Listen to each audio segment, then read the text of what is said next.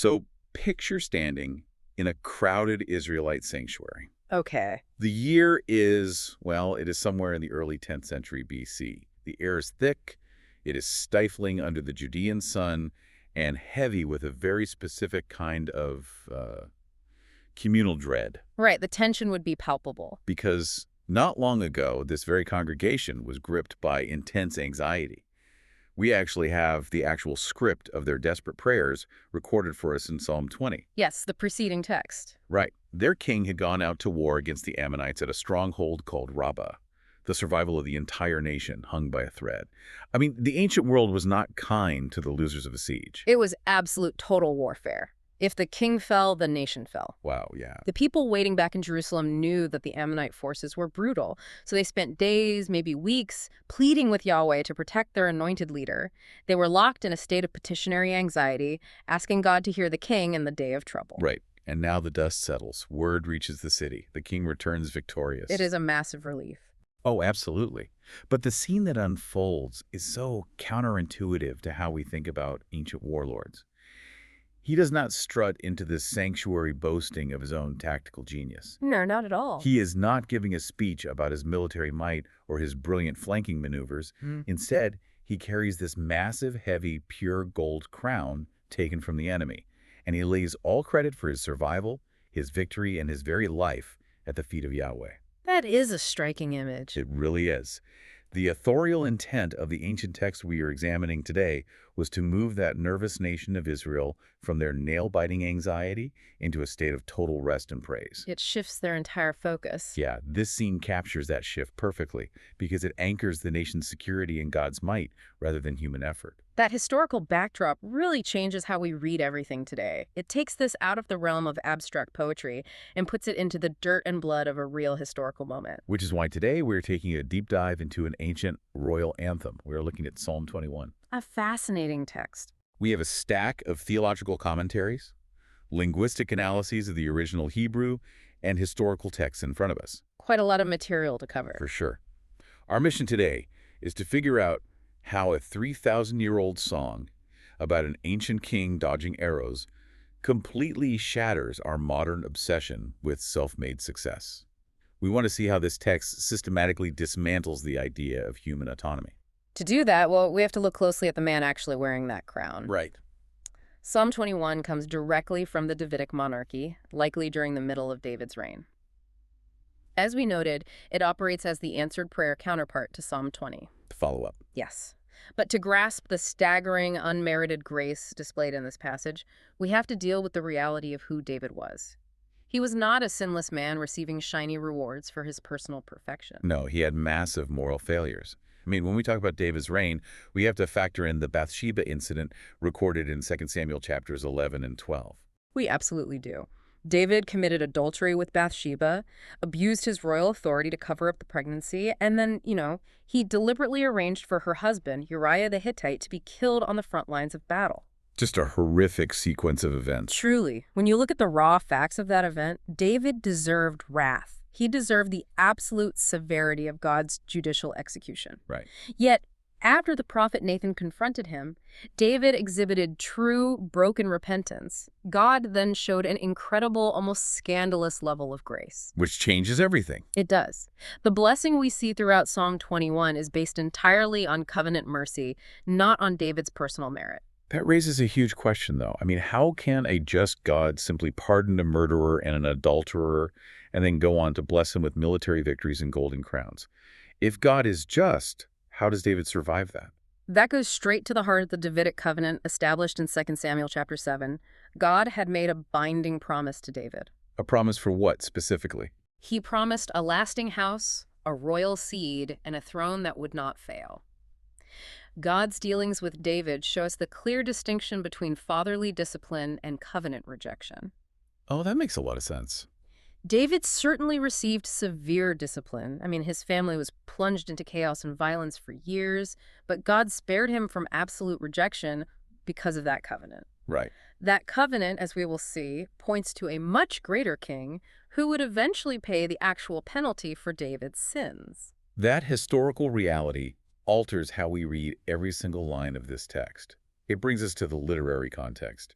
This is a royal psalm, which means it is inherently messianic. It always points forward. Yeah, it points beyond the immediate earthly king toward a greater reality. The entire song is framed by a focus on divine strength at both the beginning and the end. So let's jump right into the text itself. Let's do it. We have 4 main points to cover today. First, we will look at how trust in the Lord answers and exalts his king in verses 1 through 6. Then, the fear of the Lord who defeats all who oppose his king in verses 8 through 13. A heavy section. For sure. Third, we will look at relying upon the covenant mercy of the Lord in verse 7. And finally, trusting and fearing Christ, who is the King of Kings. The Christ connection. Right. So, verses 1 and 2 set the stage. The text says, "The king shall joy in thy strength, O Lord, and in thy salvation how greatly shall he rejoice. Thou hast given him his heart's desire, and hast not withholden the request of his lips." Selah. That is a beautiful opening. Right off the bat, the king rejoices exclusively in Yahweh's strength and salvation. He is not looking at his own military hegemony. And the grammatical structure of those opening verses is incredibly precise. The Hebrew verbs used for shall joy and shall rejoice are imperfect verbs. Okay, what does that mean for us? In Hebrew syntax, imperfect verbs suggest a habitual, ongoing state of being. Meaning this is not just a sudden burst of adrenaline after a battle. That is right. This is not a fleeting emotional reaction to a singular military victory. This is the settled, continuous disposition of the Lord's anointed king. He exists in a constant state of joy because his dependence is total. Furthermore, verse 2 notes that God has given him his heart's desire. Right. From our Reformed theological perspective, adhering to the Westminster Confession, we recognize a critical nuance here. His heart's desire was granted specifically because his will aligned with God's glory. So he wasn't just asking for a bigger palace or more gold for his own ego. No, the king's desires were not the selfish appetites of a tyrant. They were the lawful prayers of a ruler who knew his authority was entirely derivative. That is a great way to put it. He desired victory for the sake of God's covenant people, and God answered that prayer. Think about your own life for a second if you are listening to this and how alien this concept is to us today.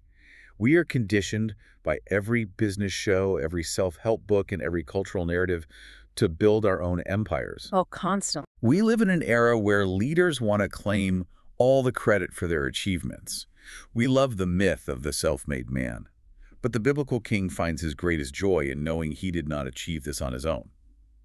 It makes me think of a kid building a tree house. How so? Imagine a young child who proudly boasts to all his friends about building this massive, elaborate tree house in the backyard.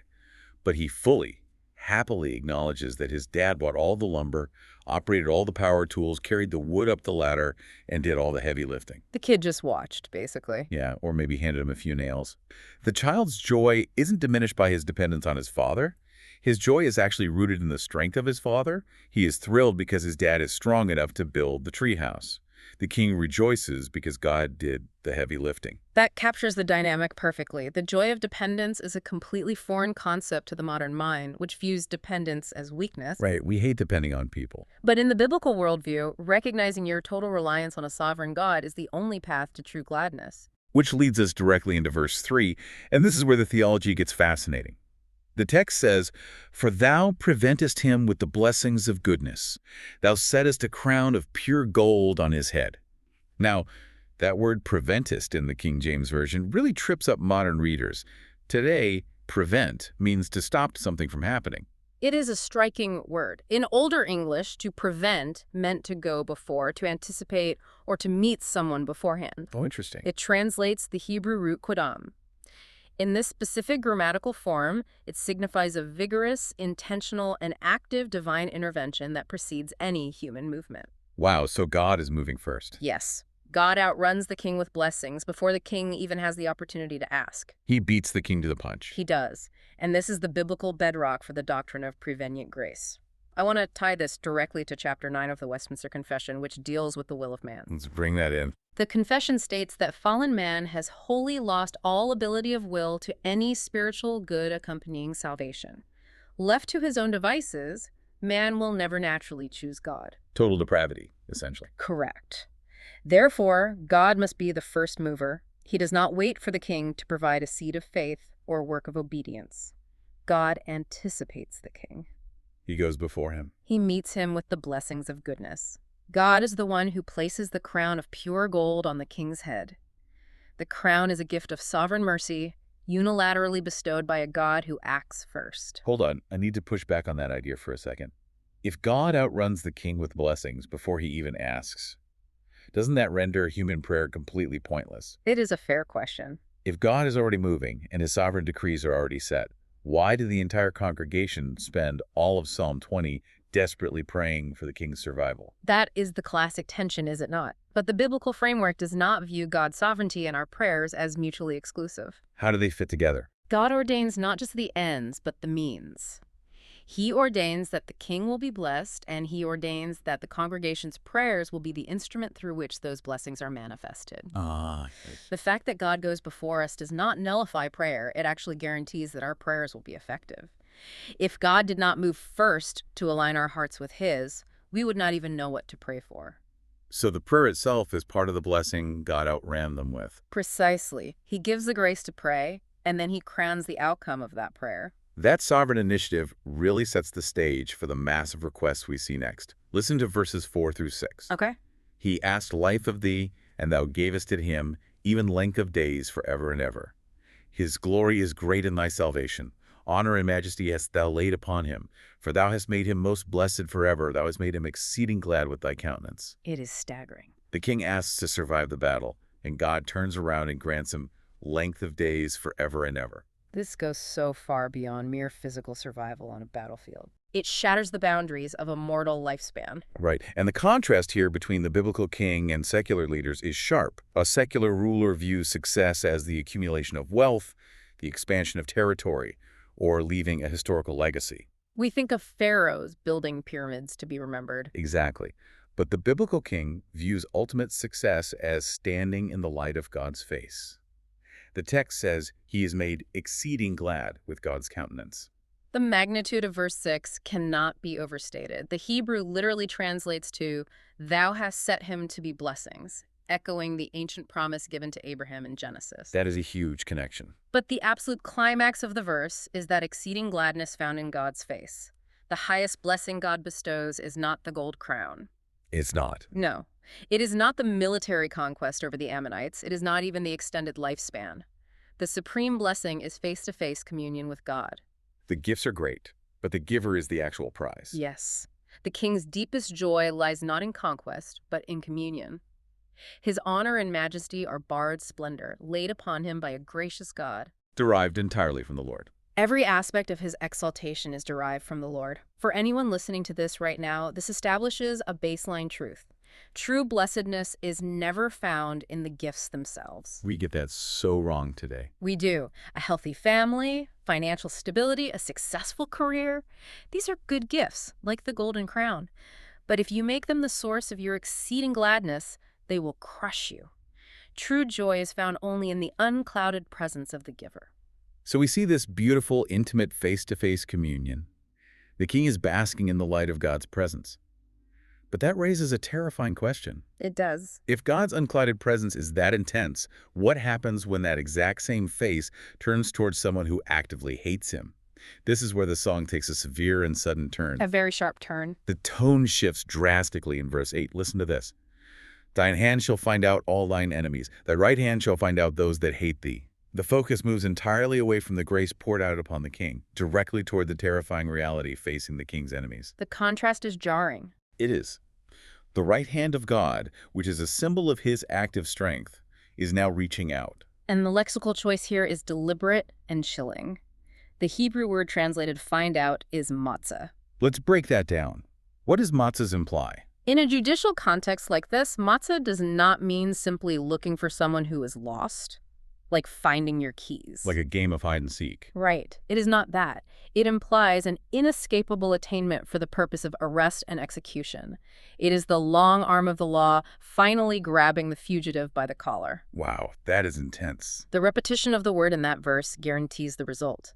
The enemies of the king might attempt to hide behind political pragmatism, religious hypocrisy, or sophisticated intellectual arguments, but their concealment is an illusion. God sees right through it. The hand of the Lord will attain them. Yeah. There is no neutral ground in this kingdom. You are either the recipient of the king's grace, or you are the target of his inescapable right hand. The imagery becomes even more visceral, almost disturbing to our modern ears, in verses 9 and 10. It is very graphic. Thou shalt make them as a fiery oven in the time of thine anger.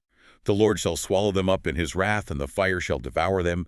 Their fruit shalt thou destroy from the earth, and their seed from among the children of men. We are looking at the imagery of a fiery oven. That is intense, concentrated heat. It is a terrifying picture of total judicial ruin. Now, many people today recoil at this severe language. They hate the idea of wrath and ovens. Understandably so, from a human perspective. They prefer a deity who is exclusively affirming, a cosmic therapist who just validates everyone's life choices. Why is this fierce consuming justice an absolute necessity for God to be truly good? That is the vital question for our generation. We want a God of love, but we strip away his holiness. Right. To understand why justice is necessary, we must look at the brilliant theological connection hidden right within the text itself. Verse 9 literally says this judgment happens in the time of thy face or in the time of thy presence. Wait, the exact same word for face used in verse 6? That is right. The identical face of God that brings exceeding joy to the king in verse 6 becomes a devouring, fiery oven to the wicked in verse 9. That is a massive realization. God does not change. He does not have a good mood and a bad mood. His unclouded holiness is a joy to the redeemed, but it is an absolute terror to the rebel. Because they cannot handle his perfection. This connects directly to the Westminster Confession, chapter 2, which points out that God is most holy and most terrible in his judgments. Because if he were not terrible in his judgments, he would not be just. Correct. If God were to ignore high treason against his anointed king, he would cease to be just, and therefore, he would cease to be good. That makes total sense. Think about a human courtroom. A judge who smiles at a murderer and lets him walk free without consequence is not a good judge. No, he is a corrupt judge. God's goodness demands that evil is dealt with decisively. Furthermore, verse 10 details the destruction of the enemy's fruit and seed. Right, destroyed from the earth. This shows the generational consequences of rebellion. The root and branch of wickedness are subjected to sovereign judicial pruning.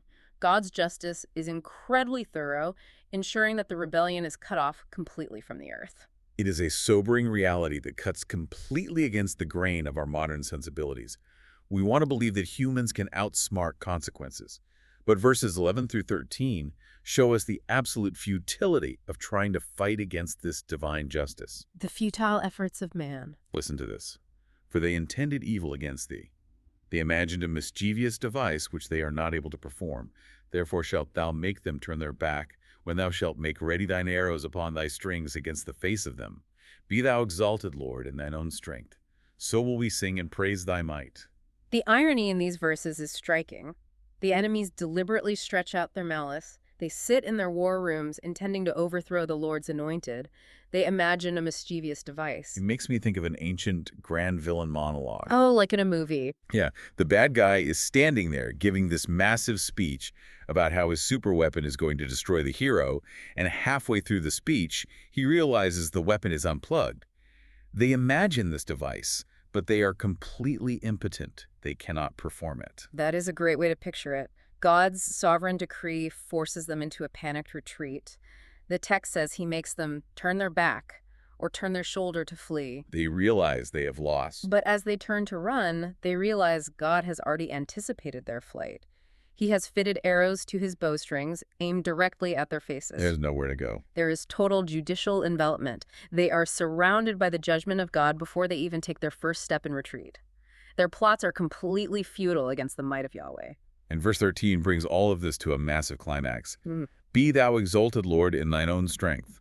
The proper end of all this victory, both the salvation of the king and the destruction of the enemies, is the exaltation of Yahweh in his own strength. Always back to his glory. It is never the glorification of human might. The congregation responds with a doxology, singing of God's self-existent absolute capability. That doxology is the perfect, rational response to the tension between God's grace and God's wrath. How so? When you see God save the unworthy king and destroy the rebellious enemies, the only thing left to do is sing about his might. Now, we skipped over one specific verse on purpose because it acts as the center of gravity for everything we've talked about. Let's look exclusively at verse 7. The hinge of the song. It sits structurally right in the middle, acting as the hinge between the blessings of the first 6 verses and the judgments of the final verses. For the king trusteth in the Lord, and through the mercy of the Most High he shall not be moved. I want to know why this single verse acts as the anchor for the entire passage. It acts as the anchor because it reveals the spiritual and theological principle operating beneath the king's stability. Okay, unpack that syntax for us. The syntax here is crucial. The Hebrew word for trusteth is botia. This is an active participle. It denotes a continual, characteristic state of relying. The king's life is defined by constant, steady dependence. So it is not a one-time prayer he prayed at the altar when he was 12. It is a daily, hourly reliance. Right. However, his stability does not rest on the strength or quality of his own faith. This is a huge point. Explain that. If his security relied on his own ability to believe perfectly, his throne would be incredibly fragile.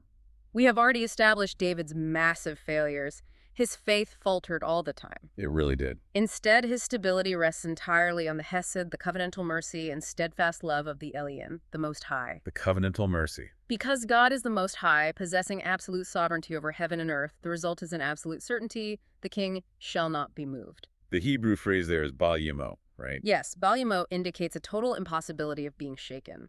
This links beautifully to the Westminster Confession, chapter 17, regarding the perseverance of the saints. Which teaches what, for those listening? The stability of the believer flows from the free and unchangeable love of God the Father, and the immutability of the decree of election, not from human free will. If it relied on our free will, we would lose it before breakfast. To put that into a physical image, imagine standing on a massive granite cliff overlooking a raging, violent ocean. A massive Category 5 storm is battering the coastline. The wind is howling, the rain is blinding. Like a terrifying place to be. Right. Now, your safety in that moment does not depend on how tightly your leather boots grip the wet stone. No, it wouldn't. If your safety relied on your physical grip, the first strong wave would sweep you into the sea. Your grip is frail. Your safety depends entirely on the fact that the granite cliff itself cannot be washed away by the waves. I like where this is going. Your grip is the king's trust, the botea. That is right. And the massive granite cliff is God's covenant mercy, the hesest. You stand secure, not because you are holding on so tightly, but because the rock beneath you is immovable. That is the reality of verse 7. That analogy hits the nail on the head. The king's faith is the instrument, but God's steadfast love is the bedrock foundation. Which changes our whole perspective. Because the foundation is the Most High, the king is completely secure. Even when the king's faith wavers, the rock does not move. This moves us into the most critical part of our discussion today. We must move from the shadows to the reality. The Christ connection. David was a great king, but he was just a shadow of the ultimate king. Let's be honest about historical facts. David died. He did. His earthly reign ended. His physical body was laid in a tomb. He could not literally experience the length of days forever and ever described in verse 4. Therefore, the very language of this passage demands a greater king to fulfill it. Absolutely. The historical meaning points directly to the Christological fulfillment. Jesus Christ is the greater Son of David. The true king. He is the king who perfectly trusted the Father, fulfilling the continual reliance of verse 7. Christ never experienced a lapse in that trust, even in the Garden of Gethsemane. And how does Christ fulfill those first 6 verses about the crown and the length of days? Christ was the one who was prevented or anticipated with the blessings of the resurrection. He asked for life, and God granted him eternal life, bursting forth from the tomb. An eternal length of days. He was given the crown of pure gold at his ascension, taking his seat at the right hand of the Father, perfectly fulfilling verses 1 through 6. He now lives in the unclouded, exceeding gladness of the Father's presence. But we cannot stop there. We have to connect the terrifying judgments of verses 8 through 12 to Christ as well. We must. The suffering servant who bore the wrath of God on the cross in his first advent is the exact same king who will return in his second advent to execute final, fiery justice upon all who refuse to bow to him. The arrows are his. The arrows fitted to the string belong to Christ. It highlights the dual nature of Christ shown in this text. The Savior who receives repentant sinners like David after the horrific Bathsheba incident is the exact same sovereign who will draw his bow against unrepentant rebels. You cannot separate them. You cannot have the comforting grace of verses 1 through 6 without acknowledging the severe justice of verses 8 through 12. They are executed by the same king. And that theological truth was highly intentional on the part of the Holy Spirit. When we consider the intended effects on the original target audience, Those ancient Israelites singing this song in the sanctuary, we see several specific goals being accomplished in their minds. Let's unpack those. What was this song supposed to do to them? First, it completely shattered pagan synergism. Let's explain that term for anyone who hasn't been to seminary. Synergism means working together, right? Correct. The surrounding nations operated on a transactional basis with their gods. If I sacrifice enough goats, the rain god gives me water. A business deal. Exactly like a business deal. If I perform the right rituals, the war god gives me victory.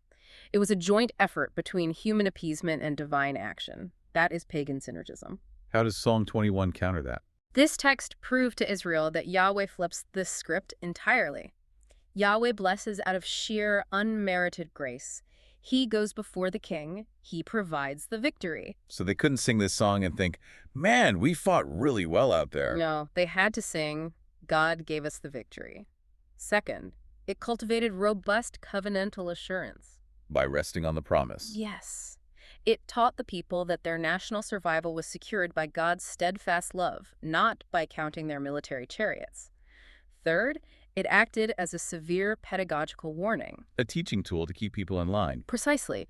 The terrifying language of arrows and fiery ovens was intended to restrain internal treason and external conspiracy. It paints a scary picture. It showed the absolute futility of opposing God's anointed. You sing about arrows aimed at faces, and suddenly starting a rebellion does not seem like a great career move. Not at all. Finally, it fostered a redemptive historical longing. It made the congregation look past David's mortal flaws toward an ultimate Messiah whose throne would literally never end.